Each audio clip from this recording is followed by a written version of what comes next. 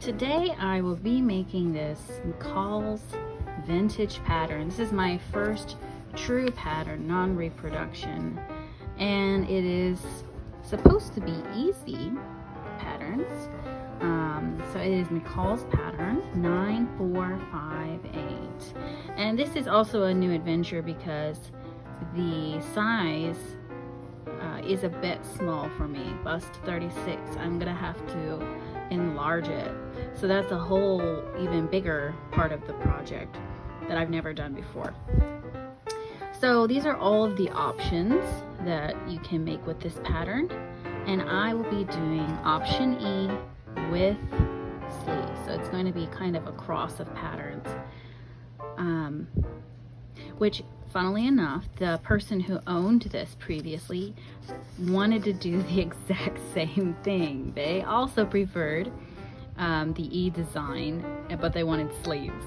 So I thought that's pretty funny because in the pattern pieces, I could actually see some pencil marking of adjustments for the armhole even, which I tried to take into account when I was making mine.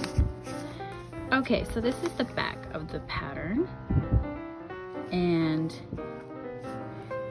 for the option E, I don't need a zipper, so that's even easier than the other options where you do need a zipper. It tells you how much fabric you need for what size, and then it is originally from 1968, so that's cool. It's a real true 60s vintage pattern. So this gives you a wealth of information back here. But of course, I'm going to be upsizing this. So I will show you exactly how I did that. Let's get started. What is so awesome about this is all of the details on a pattern piece. For example, they even put the stitching line on here. They put a shoulder dart, which I've never done before. The stitching lines are really helpful. They put numbers right next to the dart, right next to the, what are these called? Little diamonds that you're supposed to match up. So sometimes there's just darts, but this, there's just diamonds. But this also has a number, so you can look for the number 2 diamond on the corresponding piece. It's so precise. I love that. It has so many extra labelings, like exactly how big this seam allowance is, and here's your natural waistline. Look at this. If you want to shorten it, then fold it here. It tells you how to do that. If you want to lengthen it, work right here, and it's just incredible. And then it gives you 1 5/8 inch of a hem allowed right here, which is awesome too, because if you need to lengthen it, this is probably going to make that easier. So basically, I think from the 2 vintage patterns I have done so far, McCall's has more detail on the actual pattern pieces. So I'm really excited about that, and I'm also excited to see how the construction, how the instructions go and what those look like. Okay, so I have traced out this first piece. I will trace out the others, and then I will begin cutting them out and altering it to make it fit my measurements. Okay, so let me show you right here what I have done. So I cut the pattern out and drew lines on it, cut those apart, and measured 1/8 of an inch, 3/8 of an inch, and 1/2 an inch, and between here 1/8 of an inch. Then I taped it to the table, because even though the tape doesn't stick well to the wax paper, it does stick to the table. And I'm gonna lay the wax paper on top of it, and this is my new pattern piece. Quite a bit of work, but I will link the video I learned from, so you can also learn how to do this. And you'll see how it turns out. This is definitely my first time. I had no idea. This part I haven't done yet, but this is my first one, so I'm just going to lay out some fresh paper on top of this and trace out the new shape. So when I go to, I've traced the pattern piece onto this top wax paper. So when I go to take up the tape, it's very, very convenient because it doesn't want to stick to this paper. So I can just pull it up from underneath, and it's going to come right off the wax paper easier than it does the table, and I don't have to worry about it tearing this paper. I think this is wax paper. It might be parchment paper. It doesn't seem to have a very waxy finish, but you can see it makes it really easy to get the paper, get the tape off of the paper. You don't have to worry about it ripping. Okay, so here is the pieced out part, and here is the finished piece. So you can see I just traced it, and then I transferred all the markings and cut it out. And then I will do this one the exact same way. And after that, I'll be ready to actually cut my fabric for the mock-up. Okay, so I have got everything cut out for the pattern. So now I am just laying it out, and I am cutting out the pieces of the fabric after I trace around the pattern. So after I get everything cut out, I will show you the next step. I want to show you the instructions to this vintage pattern. This is my truly non-reproduction first vintage pattern, so it's kind of exciting. And like I showed you on the pattern pieces, there's a lot of information on the pattern, and I think we can see that as a result the instructions are quite a bit more sparse than the reproduction pattern I saw on for simplicity. So that's something to keep in mind, but it still gives you some nice information, like how to cut your fabric, how to figure out where the grain is, and all of that sort of information. And then it gives you even like a list of terms and their definitions,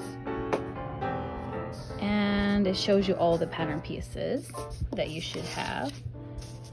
So I was able to look and see, do I have all the pieces? And actually I am missing one pattern piece, but it was one of the collar pieces, but thankfully I'm not making that particular pattern this time, and I might not do it because I like the lower neckline, so it's okay for me.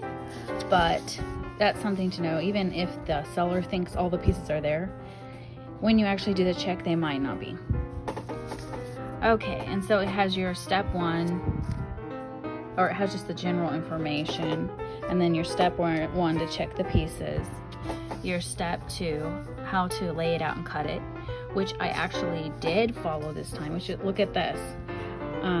Indeed, most of the, or not most, but a good portion of the information put on this is just layout information, which I thought, that's interesting. So they really are going to help you maximize the amount of fabric you have. And then I followed the E or F because I'm doing the E pattern with a modification. I'm adding the sleeves to the E pattern, so hopefully that will turn out fine. So anyway, this is what I am doing now. I am not blouse A. You go over to blouse E, and it's only 5 steps, so it shouldn't take too long. But again, I feel like it's a bit less information on the actual instructions than the simplicity pattern, and maybe that's just because the simplicity instructions has a lot of the information that is put onto the actual pattern pieces for McCall's, so that's something to keep in mind. Anyway, it's just basically telling you sew your darts first, so that's where I'm at. I'm sewing my darts on and the little back darts is my first time to sew back darts, so I'm interested really to see how that turns out when I actually fit it to my body, and if I think that's sort of a necessary addition, because I feel like at this point that any darts that have been added for my body type are very flattering. It lays nice, it looks good. So I love the darts so far, but I have never added these little back darts, so we're gonna see if that becomes a new always must have for me. Okay, so I'll stitch those darts and then come back and show you. All right, so really quick here, I want to just show you, I have pinned the darts, so that's the next step in this process. And I put this little pin here to kind of stop me, because I don't know why, but for the longest time I was doing the darts wrong. I was going from the top to the edge, which you should be going from the edge to the dart point, which is, of course, is more logical. I didn't know why I've been doing it wrong. So I pinned on both sides of this is the front of the bodice, and I'm just gonna sew those in place. Okay, and now that I have the back darts, not my best work sewn, but they're sewn, and the front darts sewn, I'm gonna go ahead and stitch up the back seam and the shoulders. It's seeming pretty straightforward at this point. All right, so now I'm ready for the challenging neck facing part, which is always my least favorite, but that's what we're gonna do next. And I'm pretty sure that the more I do it, the easier it'll get, just like anything else.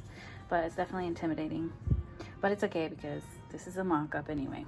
All right, I think I got it stitched on right. It went on pretty easily, thank God. As long as you hold it out like this and pin it around, giving it some rounded shape with your hands, it seems to pin down fairly simply. But if you just leave it flat, no, you have to kind of round it as you pin it with your hands. All right, so now I'm gonna go around and notch it and then turn it the other way. And what is this called? I forgot, there's a technical term that I'll look it up so I can remember it, and stitch on this side. Okay, so now that the basic mock-up is done and I adjusted the fit, I'm gonna go ahead and ease in sleeves for this. I did have to trim off maybe 2 to 3 centimeters because the armholes were just a bit small, and also the top of the shoulder was hanging a bit far over my shoulder, so I had to do some adjustment there. Here actually I made a mistake. I was supposed to do understitching here, but for some reason I stitched instead of on this side, I stitched on this side, so it ended up looking more like a bit of top stitching. But that's okay, because again, this is really just sort of a mock-up. I didn't know how it worked since I don't actually have fabric for this pattern yet. But all in all, it came out okay. I like the little open hem here. I thought that was kind of a cute design and something you're not going to see in your modern clothing much. And I did like the darts around the shoulder. I'm not sure yet if they're something that I want every time, but it's a nice addition.